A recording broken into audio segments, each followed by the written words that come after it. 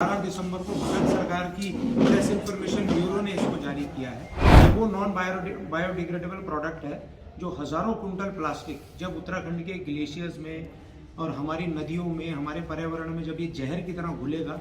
तो हमारे बच्चों की और आपकी और हमारे पर्यावरण की क्या स्थिति है उसका तो भगवान ही मालिक है। ये भारत सरकार की एक गाइडलाइंस के विपरीत है, तो इसलिए हमने रिप्रेजेंटेशन मुख्यमंत्री जी के कार्यालय को, प्रमुख सचिव आबकारी को, पोल्यूशन बोर्ड को दिया हमने 13 दिसंबर को। उसके बाद उस पर कोई कार्रवाई नहीं हुई तो 23 दिसंबर को हमने पीएमओ को लिखा है। पीएमओ ने जरूर इनको एक रिप्रेजेंटेशन भेजा है, पर हैरतअंगेज रूप से ये टेंडर की कार्रवाई अभी भी जारी है, प्रक्रिया अभी भी जारी है। आज सामाजिक कार्यकर्ता व कांग्रेस नेता अभिनव थापड़ ने देहरादून प्रेस क्लब में पर्यावरणविद स्वर्गीय पद्म विभूषण सुंदर लाल बहुगुणा जी की जयंती पर उत्तराखंड के पर्यावरण को इरिवर्सिबल लॉस के लिए आबकारी विभाग उत्तराखंड द्वारा प्रतिबंधित बैन सिंगल यूज प्लास्टिक का 150 करोड़ होलोग्राम लेबल्स के टेंडर में घोर अनियमितताओं पर तथ्यों के साथ प्रेस वार्ता की। यह कार्य केंद्र सरकार की प्रतिबंधित सिंगल उपयोग प्लास्टिक बैन की नीति, प्रधानमंत्री कार्यालय व नेशनल ग्रीन ट्रिब्यूनल्स नई दिल्ली द्वारा जारी एसयूपी के प्रतिबंध की गाइडलाइन के बिल्कुल विपरीत है। उन्होंने कहा कि आबकारी विभाग उत्तराखंड में 20/11/2023 को उत्तराखंड में शराब की बोतलों में लगने वाली होलोग्राम का टेंडर निकाला, जिसमें उन्होंने प्लास्टिक युक्त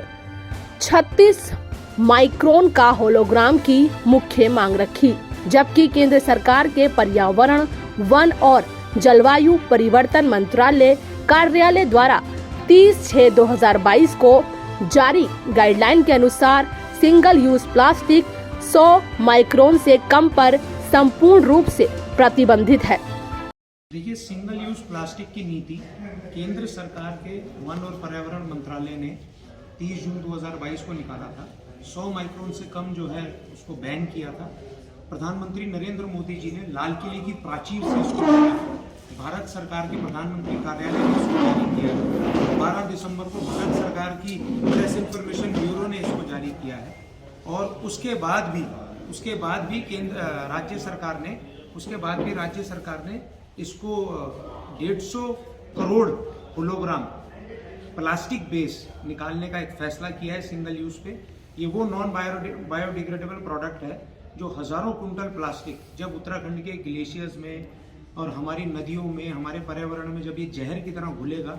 तो हमारे बच्चों की और आपकी और हमारे पर्यावरण की क्या स्थिति है उसका तो भगवान ही मालिक है। पूरे भारत में इससे बहुत बड़ा इफेक्ट पड़ने वाला है, क्योंकि ये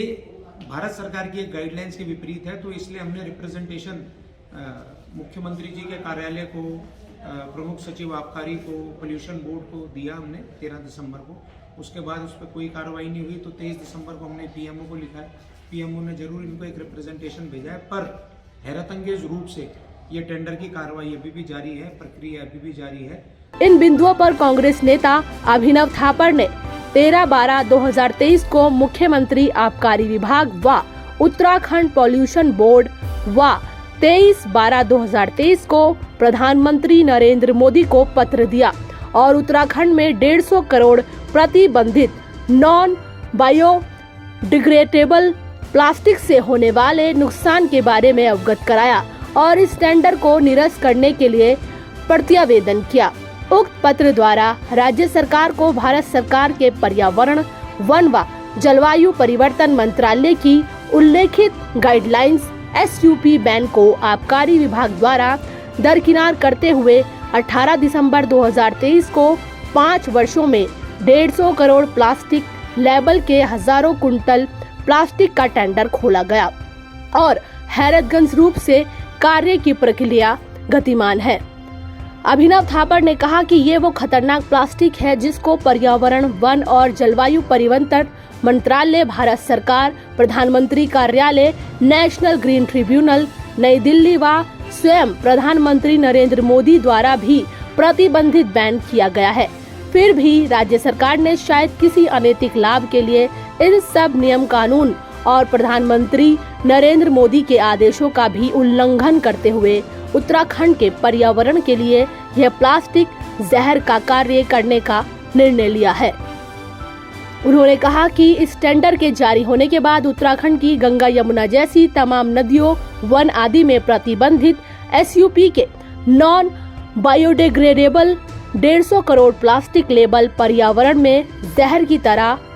घुल जाएंगे।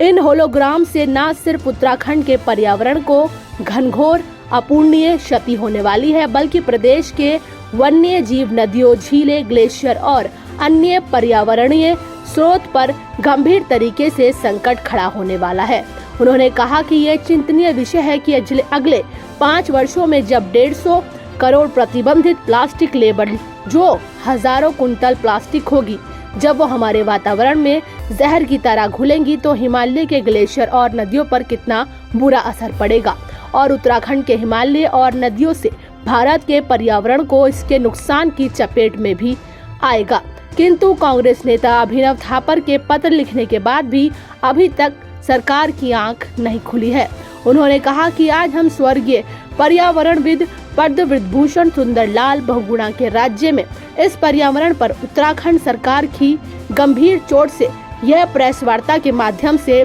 सरकार को ये चेतावनी देते हैं कि यदि उत्तराखंड के पर्यावरण के साथ खिलवाड़ किया जाएगा और भारत सरकार की पर्यावरण नीति के खिलाफ भी राज्य सरकार काम करेगी, तो हम उत्तराखंड के पर्यावरण को बचाने की लड़ाई लड़ेंगे और पूरे प्रदेश भर में आंदोलन खड़ा करेंगे व न्यायालय का दरवाजा भी खटखटाएंगे। मोदी जी के रूल के खिलाफ केंद्र सरकार के, भारत सरकार के पर्यावरण मंत्रालय के रूल और गाइडलाइंस और एक्ट के खिलाफ एनजीटी का स्पेशल ऑर्डर्स है। NGT versus union of India and Uflex एक कंपनी है, उनके खिलाफ एक उनकी एक कोई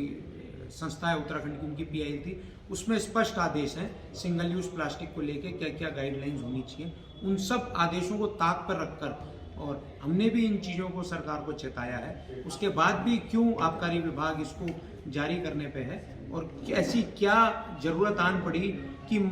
यहाँ पे ऐसा कौन ऐसी ताकत है जो माननीय प्रधानमंत्री भारत सरकार नरेंद्र मोदी जी के खिलाफ उत्तराखंड सरकार में ये काम हो रहा है, भारत सरकार के वन और पर्यावरण मंत्रालय के खिलाफ ये काम हो रहा है। तो ऐसी कौन सी शक्ति है जो ये कार्य कर रही है? आप लोगों के माध्यम से मैं बात उठाई है, तो इसको तत्काल इसको निरस्त करना चाहिए, अपितु न सिर्फ निरस्त करना चाहिए इस निविदा को, इस निविदा में जो भी अफसर इसमें इन्वॉल्व है उसके खिलाफ एक कार्रवाई होनी चाहिए और किन किन कंपनियों का इसमें जो खेल है वो जनता के सामने आना चाहिए।